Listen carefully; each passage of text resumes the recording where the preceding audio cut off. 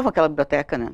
Uma vez a gente foi até na CE para usar aqueles, acho que é uns rolos de fio, sabe, que são grandes, para fazer tipo uns quiosques, assim, pelo colégio, né? Porque eles usavam tanto a biblioteca, né? Porque eles ficavam o dia inteiro, né? Então, é do lado da lancheria. Comiam, já se tocavam na biblioteca, né? Incluso naquela época yo comencé que ellos empezaban a adorar los 5 primeros minutos de cada aula. Antes de comenzar el aula, los hacía sentar, dejar todo en ese lugar y entrábamos en meditación. Y yo les enseñé la respiración yoga para que y ellos adoraban, llegaban, se sentaban y ficaban ya así, en trance, ¿sabes? Para respirar, y era un relax fantástico para ellos hacer aquello antes de comenzar las aulas. Yo ainda me encuentro con alumnos que ya tienen filhos y me dicen, Rivera, adorábamos aquel yoga de inicio de aula. Aquellas cosas, ¿sabes? Que después de años tienen un retorno. Que en aquel momento yo aplicaba aquello, yo no, era una cosa, porque yo era muy creativo, quebraba esquemas.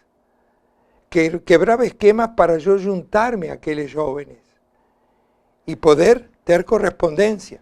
Eu tinha medo, assim, de envelhecer. Minha cabeça é super jovial, eu brincava com aquelas crianças, eu entrava na coisa, as crianças, já tá falando até gíria. Mas eles falam, eu falo também, né, eu aprendo com eles, né. E a coisa, tu tá sempre assim, tu não tinha como ficar desatualizada, tu necessariamente, a gente tinha assinatura de jornal, e eles tinham que, a princípio, dar uma olhada no jornal, né, mas às vezes eles não tinham. Então, pelo menos folhear, assim, chegar, dar uma olhada no jornal. Vocês viram que está acontecendo isso ou aquilo, né? Porque eles eram cobrados também, né? Eles tinham que estar... Alguns já vinham, né? Tu já sabe o que está acontecendo, que a professora falou que não sei o que, pra gente... Tá, então está acontecendo, mas vamos olhar no jornal, né? Mas eu posso dizer que está acontecendo isso. Então, tu era obrigada a te atualizar. Então, quando eu me aposentei, eu tinha medo disso, né? Vou ficar sem aquela juventude, que aquilo, meu Deus do céu, aquilo ali diariamente era uma injeção de ânimo, né? Eu caí no Projeto Amora porque eu era mais nova. Não tinha tido concurso há muito tempo, né? Assim, os professores já tinham toda uma caminhada dentro do colégio. Houve o concurso. Em 95, todos fomos chamados para uma reunião geral num espaço que é o auditório da FACED hoje e que era carinhosamente conhecido como Barretão na época, porque o professor Jorge Luiz Barreto que adaptou aquilo para um lugar de reuniões, um auditório para o colégio. E um dia fomos chamados para lá, sentamos e havia tido uma pesquisa entre os professores sobre as necessidades do colégio. E dentre as necessidades do colégio era a reformulação do ensino médio sempre, que até hoje está rolando. E a reformulação do ponto de estrangulamento, que era o quinto ano lá da Alfa, o último ano, que era o Alfa 5, sei lá como é que era, que se chamava, não me lembro, e a transição para a sexta série, porque a quinta série não era pluridocente, ela era atribuída às alfas. O trabalho dos professores começava na sexta série. Então aquela polivalente de quinta série, ela era das alfas. E já como fazer essa transição para a sexta série? Então, pediram um professor de cada divisão, porque não era departamento, era a divisão de língua portuguesa, a divisão de artes visuais, eram por disciplinas. Pediram um professor de cada divisão, a professora Nara Pampanelli, da direção, também colega da língua portuguesa, pediu que fossem destinados ao grupo que estava estudando para montar um novo projeto. E porque era uma das solicitações do colégio e já ia iniciar com o projeto Tecnópolis no Campus Novo. E a minha divisão, eu era a BB. Sangue novo! Vamos botar o sangue novo no Amora. Eu pensei, puxa vida, lá vou eu. Queria tanto dar aula de literatura, mas literatura já tinha a professora Anta. Vai, Carioquinha. Lá foi a Carioquinha, caiu no Projeto Amora. Aí caiu no Projeto Amora e ficou. E às vezes a gente ia ali e usava os banheiros ali das alfas, né? Às vezes ali estavam fazendo aquelas coisas de rua, né? Que usam muito a rua para trabalhar. E, já estou precisando de um modelo, não sei o que, tá? Ficava lá, eu, estátua para modelo. Ou, se não sei, tem que te desenhar no chão. Eu deitava no chão para eles desenharem o contorno do corpo, né? Aí depois aquelas festas de final do ano lá no Salão de Atos, né? Então, eu te vi lá no Salão de Atos, eu não fui. Não, mas tu estava na tela. Todos os anos eu estava sempre na tela, porque as crianças me usavam para... Propusemos o Projeto Amora entre 17 professores na época, com a ideia de que, a partir dali, todos seríamos professores daquelas turmas e ninguém seria ou de história, não, nós seríamos de tudo que fosse possível, necessário, entraríamos juntos dentro do possível, e isso aconteceu firmemente, eu acho que deu muito certo, viemos para cá com isso. Os alunos que começaram, a base do Projeto Amora era trabalhar com iniciação científica, com projetos de pesquisa, investigação. Alguns alunos de 5ª e 6ª série, que era o nível do Amora lá, agora é 6º e 7º ano, né, eu acho. Eles vieram antes do colégio para cá, para examinar o lugar onde o colégio ia ser e tentar fazer algum projeto do que é o lugar onde vai ser o colégio. E imediatamente após estarmos aqui, vários grupinhos de alunos investigaram sobre o que está acontecendo agora que o colégio está. Entrevistaram toda a região, vizinhos, né? Então, era essa a ideia. Nós queríamos alunos investigadores e que aprendessem a fazer perguntas, aprendessem a conversar, e aprendessem a registrar, e aprendessem a publicar. Então, com esses objetivos, nós todos em grupo conseguimos trabalhar muito bem, porque aí todo mundo entrava e dizia, então eu posso fazer isso, posso fazer aquilo. Esse era um outro movimento que nós estávamos fazendo com o projeto, porque nós conseguimos alguma vinculação com o MEC através do LEC, da professora, ai que vergonha, atestando idade, não estou me lembrando o nome dela, Léa Fagundes, da professora Léa Fagundes, e através dela, então, e alguma vinculação com o MEC, nós construímos o primeiro laboratório de informática no colégio, porque alunos que investigam precisam fazer as suas homepages.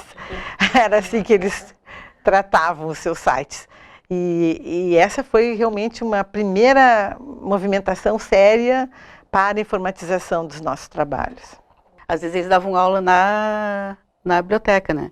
E eu gostava. Eles gostavam porque aquela coisa de sair da aula, né? Quebra um pouco aquele ritmo, vai para uma aula no pátio, vai para uma aula na biblioteca, né? Mudando o ambiente, né? Então, eu gostava porque aprendia um monte também. Nosso norte era privilegiar os alunos a conhecerem os esportes. Possibilitar aos alunos qualidade de movimento. E propiciar ao aluno o gosto pela atividade física. Esse era o norte da educação física. Dentro disso, o que a gente fazia? A gente trabalhava por modalidades. Eu, como sempre, fui vinculado ao vôlei desde 16 anos de idade. Normalmente ficava com o voleibol. Professor Moisés, com o futebol. Professor Oswaldo, com o handball. Professora Cláudia com dança. Professora Irma fazia tudo um pouco com aquelas meninas, e nós tínhamos alunos separados, masculino e feminino separados. Mas eu cheguei a dar, pra te ver que é tão louco o troço, cheguei a dar aula de ginástica aeróbica para as meninas, eu dava aula. É uma parte da vida muito legal. Então o que acontece? A gente colocava dentro do espírito o esporte pelo esporte, e eles aprendiam. Jogava vôlei, jogava futebol, jogava handebol e tal. E muitas vezes não era muito perseguido isso por nós. Se faziam equipes. Eu tive uma equipe maravilhosa de vôlei feminino, disputava tudo que era campeonato uma época. Eu cheguei a ser técnico de futebol, do aplicação também. E a gente participava de competições estudantis e tal. Mas nunca foi uma coisa assim pensada assim, nós vamos ser uma escola que vamos ter equipes para participar de competições. Isso eu acho que veio mais agora. Esse projeto de extensão das Olimpíadas foi criado por nós, de Educação Física. Como os alunos, uns gostavam de um desporto, outros gostavam de outro. O que nós criamos? Criamos um projeto por modalidade. Eles optavam durante o ano por aquelas modalidades que eram oferecidas. Isso aí foi, eu acho que um projeto muito interessante, porque realmente atendia as necessidades dos alunos. E juntamente com essa coisa, nós criamos a OCA, Olimpíadas do Colégio de Aplicação, que, se não me engano, está na 40ª edição, 40 e poucas edições atualmente, né? Ela se mantém, em que os alunos disputam, por séries, né, ou por grupos, disputam atividades físicas em que são premiados, né? Então esse aqui é um dos prêmios da categoria A.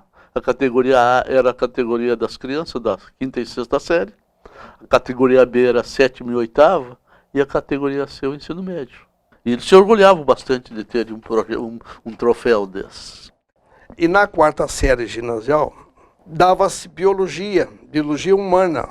Para você ver, a época, havia três ou 4 livros, textos de ciências sobre o corpo humano. Os livros didáticos tinha todo a anatomia do ser humano, menos o aparelho reprodutor. Falar em educação sexual naquela época era um escândalo. O colégio de aplicação, eu tive o privilégio de participar desse desafio no colégio de aplicação.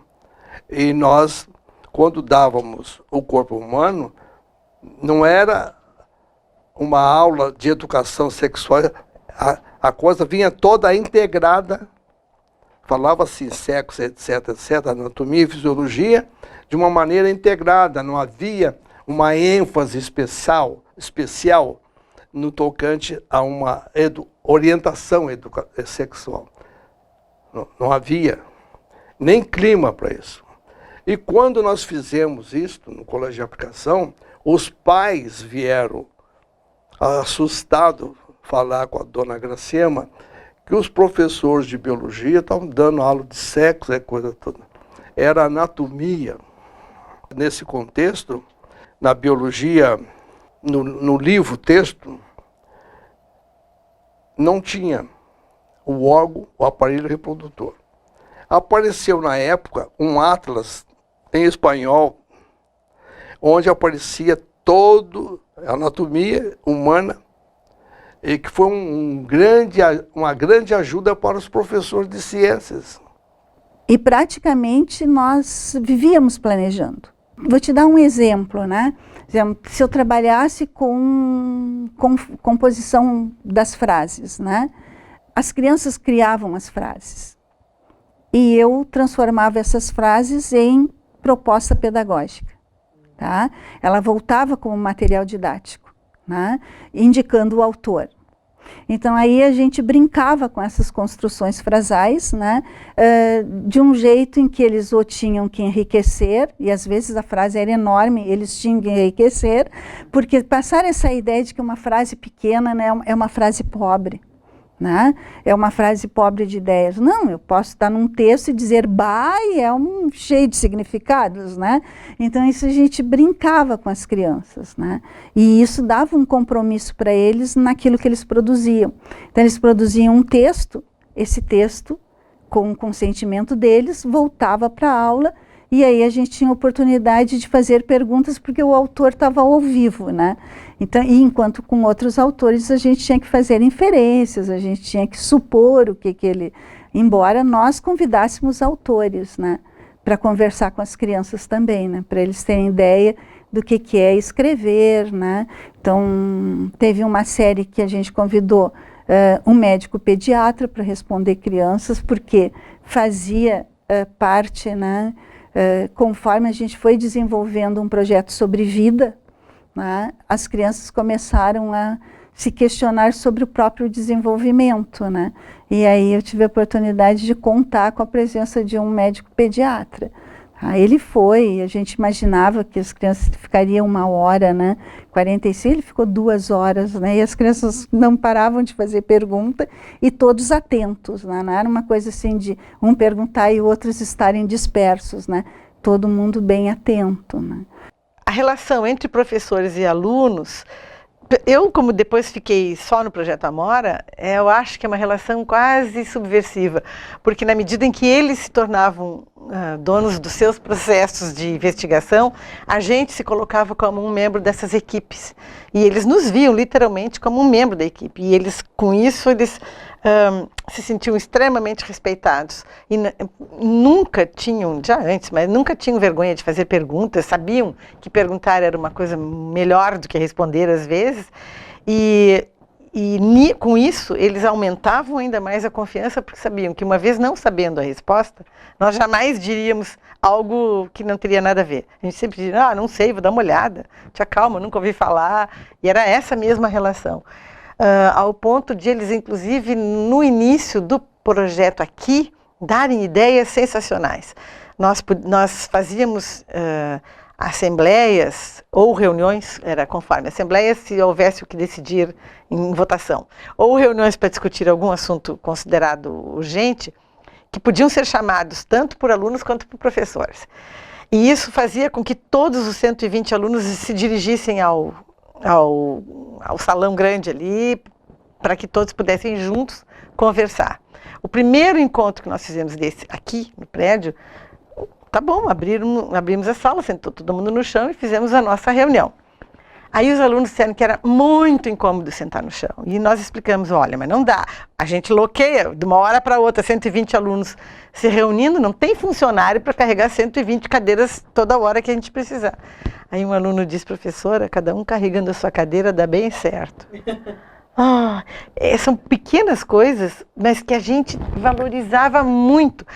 Eu acho que é importante porque meu Deus, a gente não tinha... E aí ele ficou marcado como uma ótima ideia. Essa era a nossa forma de relacionamento. Eles não temiam sugerir. Minhas aulas, especificamente geografia, eram aulas teóricas práticas, porque eu sempre me movimentei y después conté con el apoyo de la División de Ciencias Humanas, con profesores de historia, fundamentalmente, y geografía, en los cuales hacíamos trabajos prácticos de campo. Esos trabajos de campo llevaban a salidas con los alumnos, entonces en aquella época era fácil porque la universidad nos fornecía un ómnibus, o si no, a gente alugaba un ómnibus porque los trabajos de campo llevaban un día. Prácticamente íbamos de mañana y voltábamos de noite. Hacíamos trabajos, porque yo gosto mucho de geografía, pero en realidad la parte que yo más gosto es la parte física y fundamentalmente la parte de rochas y solos.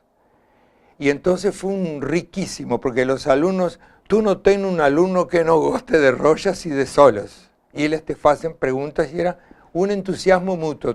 Aprendíamos juntos, eles comigo e eu com eles.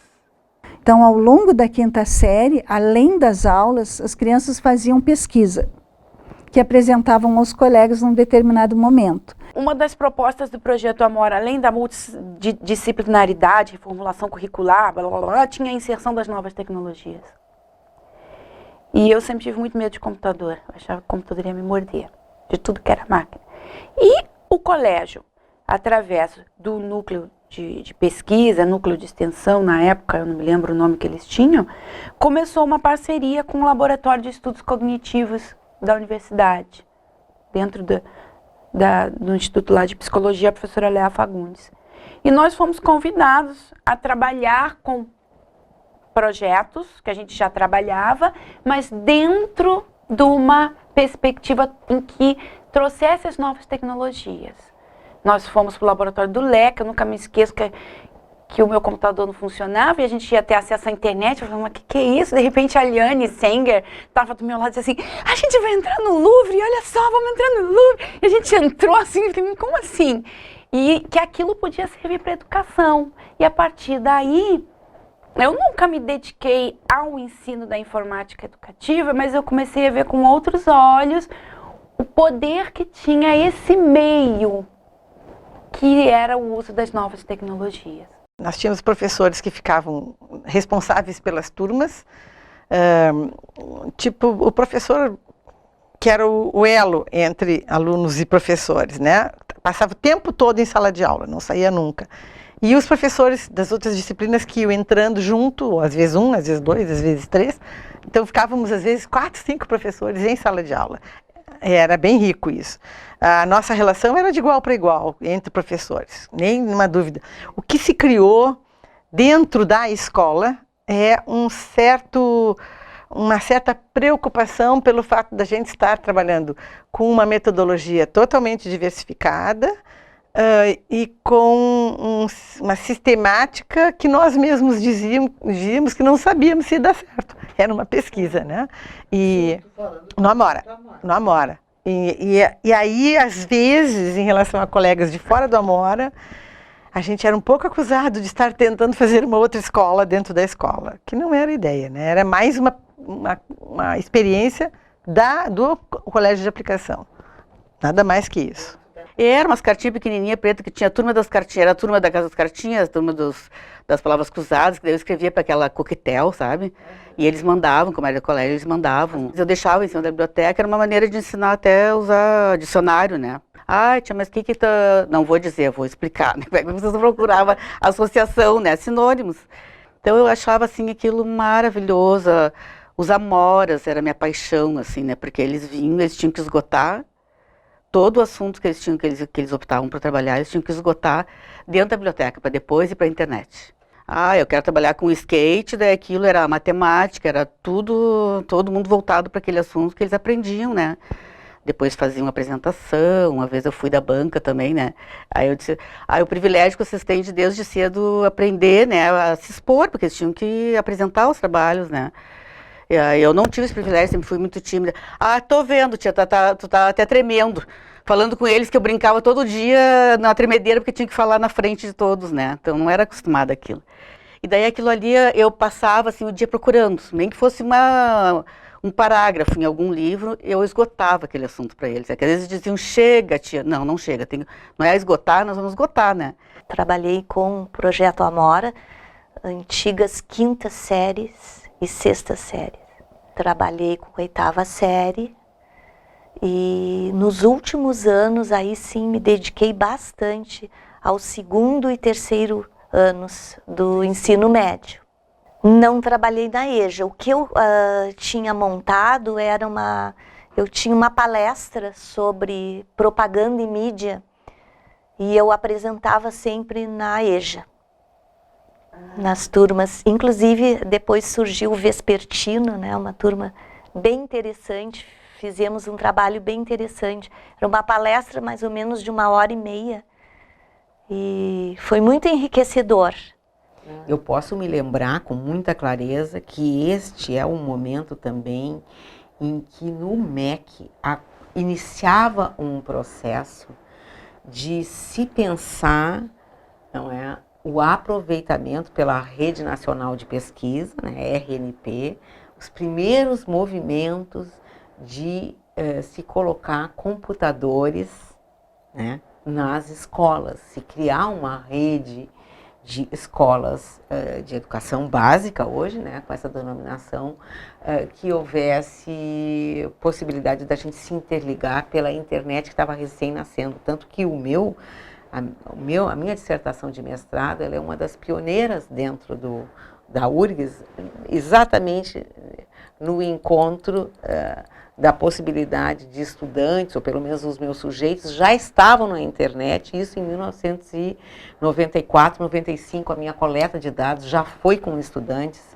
e com crianças em situação de rua que acessavam a internet, que não havia nas escolas. Então, por conta também da minha ligação lá com a professora Léa Fagundes, né, que criou o Laboratório de Estudos Cognitivos no Instituto de Psicologia, né, eu já estava trabalhando com projetos envolvendo o EAD no início da década de 90, porque havia em alguns pontos da universidade computadores, e esses pontos eram as bibliotecas.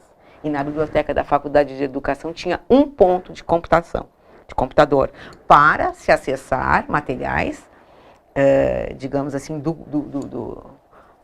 digitalizado, o acervo, se sabia onde é que se localizava e se mandava buscar artigos que chegavam fisicamente para nós pelo correio, mas se tinham acesso através da internet. É muito doido isso de pensar hoje, né? É jurássico, né? Mas, de qualquer forma, era assim. Então, a aplicação que se pensa agora como uma unidade nos anos 90, essa efervescência toda de ingresso do programa EPROINFO, tá? O Ministério da Ciência e Tecnologia, MEC, enfim, essa rede toda que foi formada para entrega de computadores e para que professores fossem os primeiros capacitados a ingressar num laboratório que tivesse computadores, para 1 hora por semana os seus alunos irem lá, enfim, tudo isso acontecia na década de 90. A gente sempre trabalhou em interdisciplinaridade, tanto em Rio Grande, dentro de Porto Alegre, porque dentro de Porto Alegre fazíamos caminada con los alumnos por las ruas de Porto Alegre, con el profesor de filosofía que iba explicando la arquitectura, que iba explicando los símbolos, con la del profesor Tadeo de literatura y de portugués. Se hicieron trabajos interesantísimos y los alumnos se empolgaron mucho. Y los alumnos trabajaban juntos y se entusiasmaban y daban propuestas de trabajo. Era una participación mutua. Entonces teve muito dinamismo naquele ensino. Com os pequenos, então, os pequenos amavam de paixão, né? Depois a gente fez um canilzinho para eles ficarem ali durante o dia. Era passeios monitorados, eu passeava daí com eles, né? Não ficavam mais soltos. Mas antes, uma vez a gente chegou a ligar para os pais ali nas alfas, chegou a ligar para os pais que uma criança tinha sumido e ela estava escondida dentro da casinha atrás da preta. A preta se prestando a ficar com aquele corpo vazio, assim, tapando a criança que estava atrás, né? E a gente quase morrendo, né? Atrás da criança, né? Então a escola tinha uma tradição muito grande. Com os professores da época, que eram os mais antigos, era o Barreto, e o professor Peixinho, Werner dos Reis, que era professor da aplicação. Então nós tínhamos lá na nossa sala taças e taças de campeões de desportos coletivos e individuais. A gente tinha uma participação muito grande. A gente criou as Olimpíadas do Colégio de Aplicação. Foi sensacional. Eu estudei no Colégio Cruzeiro do Sul. E no Colégio Cruzeiro do Sul, lá de Teresópolis, nós tínhamos... Chegava uma certa época do ano que se dividia o colégio em 4 cores. Não sei se eu me lembro. Era o rubro, branco, azul, branco, rubro, azul e ouro. E ouro que era o amarelo. Então os alunos se dividiam em toda a escola, se dividiam. E eu trouxe a ideia, vamos dizer assim, de fazer essa Olimpíada. E um cara que nos ajudou muito depois na reestruturação dessa Olimpíada foi o Alexandre Nunes, que é um cara que foi concursado, entrou na aplicação. Então o que a gente fez? A gente montou essa Olimpíada e num certo momento do ano se parava uma semana, as aulas de tarde, vamos dizer, e os alunos faziam as suas equipes. Só que nós fazíamos as equipes por faixas etárias. E eles jogavam, o ensino médio principalmente, jogava dentro da sua turma. Eles faziam a turma 111, tinha todos os times. Vôlei, futebol feminino, tudo. Todas as modalidades eles jogavam, eles tinham que fazer os times dentro. E não podia, um aluno não podia querer competir em 3, 4 modalidades. Ele podia competir no máximo em 2 modalidades. Para dar a oportunidade de todos vivenciarem a Olimpíada, porque senão tu sabe como é que é, né? E se fez, a gente tinha o desfile na frente do colégio, eu até uma vez escrevi bem-vindos à Olimpíada, escrevi no chão lá, e eles desfilavam, tinha desfile das delegações, tinha som, e a gente cresceu tanto a Olimpíada que nós começamos a contratar arbitragem de fora do colégio, porque a gente mesmo que apitava. Mas sabe como é que é? O Barreto é aluno professor da 112, né? É 112, o meu professor é o outro, aquele jogo, não sei o que é mais, então a gente chegou a ser, tá bom. Ia para o Ramiro Soto, fazia o atletismo no Ramiro Soto. Tinha apresentação de dança na abertura da Olimpíada. Era uma Olimpíada. Claro, reservando-se a grandiosidade das Olimpíadas mesmo para aplicação. Então, esse era um grande momento de confraternização. Os professores, vamos dizer assim, participavam muito da Olimpíada, porque eles iam torcer para os alunos, etc. E tal. E se manteve, existe até hoje. A Olimpíada deve estar, não sei que número já deve estar. Os meus alunos reclamavam um pouco das minhas aulas, porque elas tinham partes, e eu não abria mão dessas partes. Primeira parte, alongamento e aquecimento músculo-articular. A preparação muscular e articular do corpo para uma outra atividade mais intensa, por exemplo. Então eu precisava que eles fizessem o alongamento e o aquecimento. Os entendidos fisiologistas diziam que o aquecimento e o alongamento, ele não é necessário, não é importante, mas ele tem uma grande coisa: ele evita lesões. Se ele evita lesões, isso justifica, né? Eu não quero que o meu aluno se machuque, né, na atividade que ele vai fazer mais intensa. Vamos ver, no futebol, por exemplo, que é muito corpo a corpo, né? Então, essas coisas, a razão era essa. E depois tinha a parte dos fundamentos, né? Que era a parte básica do desporto, que seria praticado. E, no final, então, ou tinham uma atividade em que eles faziam a aplicação disso na parte coletiva, ou às vezes não faziam. E eles brigavam comigo por causa disso. Siempre trabajé en grupo. Nunca trabajé isolado. Siempre fueron trabajos que preparaba con profesor de historia, fallecido en el 2000, el profesor Telmo. Ese profesor de historia fallecido en el 2000, que trabajábamos prácticamente juntos, interdisciplinar con literatura también y filosofía.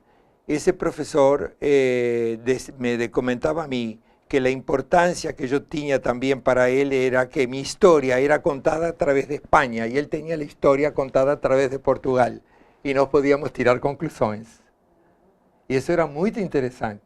Entonces tú, Rivera, me decía, cuentas la historia que ustedes aprendieron de España y no es la de Portugal. Y entonces me permite a mí tirar conclusiones como te va a servir a ti para tirar conclusiones. Y ese trabajo interdisciplinar fue muy importante porque a medida que fue creciendo el interés y viendo el entusiasmo de los alumnos, porque hicimos trabajos no solo aquí, a gente salió de frontera, fuimos para Uruguay, fuimos para Argentina, llegamos hasta Santa Catarina, nos movimentamos en trabajos de campo que después fue ampliando el elenco de otras divisiones del Colegio de Aplicación. Barreto, por ejemplo, y otros profesores de educación física hacían parte de eso.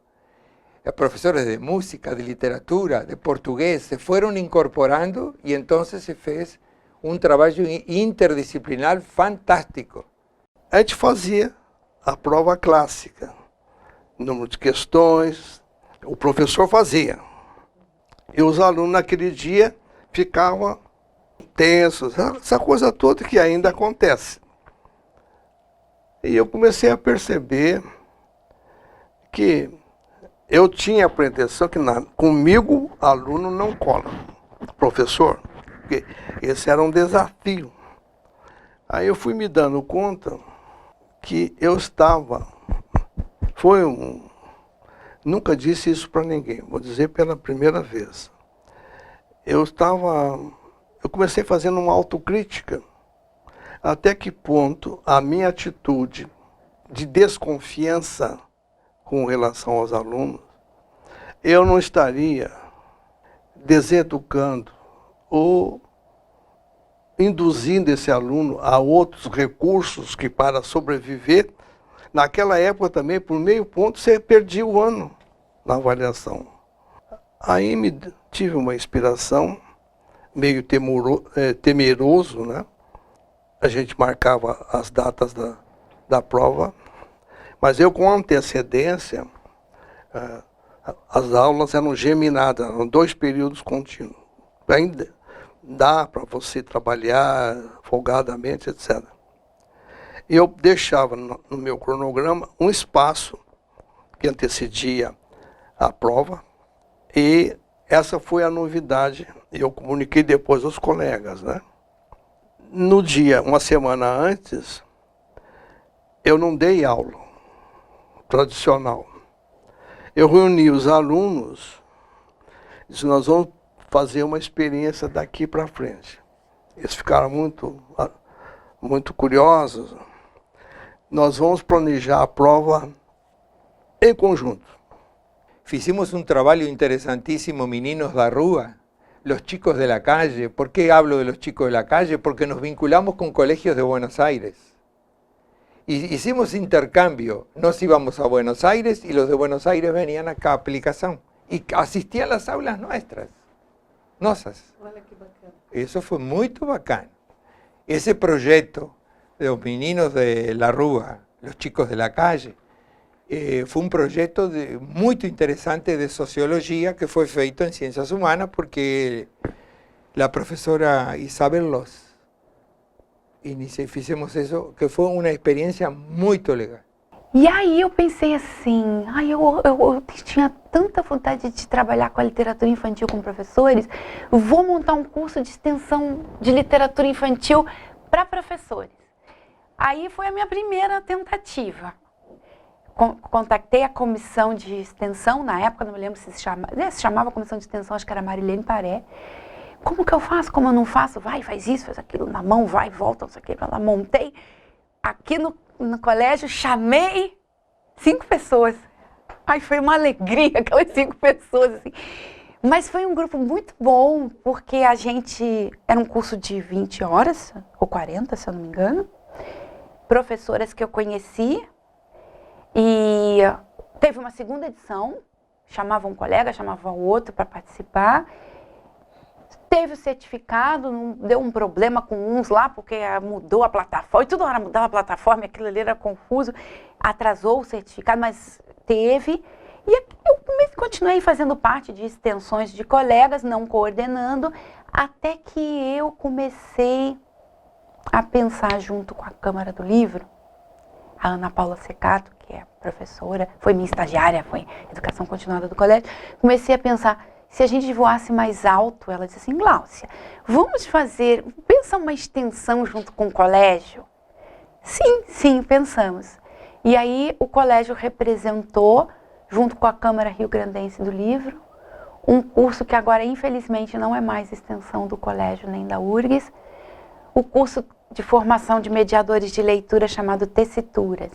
Nós, logo que saímos da aplicação nossa, que eu digo porque havia um grupo de professores tratando de se aposentar por questões legais que poderiam mudar, a gente fundou uma ONG, se chamava Tessituras Educacionais, onde nós exatamente assessorávamos escolas municipais de todo o estado, contratadas pelas prefeituras, né? Levando o Projeto Amora para esses lugares. Não em nome do colégio, nem em nome do Amora, mas a nossa forma de trabalho, depois da aposentadoria. Aí nós ficamos 4 anos com essa ONG, era um trabalho desgraçado, muito grande, mas muito bom, porque era uma coisa que nos espelhava, né? Então nós nos espelhávamos e espelhava o que a gente pensava e fazia, e tivemos muitos bons frutos até hoje. Até hoje tem professores que se reportam a nós. Nós tínhamos alunos que nos procuravam com dúvidas para além do conteúdo. E eu lembro de recomendar alunos que estavam com dúvida no conteúdo, né, na disciplina, mas também de preparar material para além do conteúdo.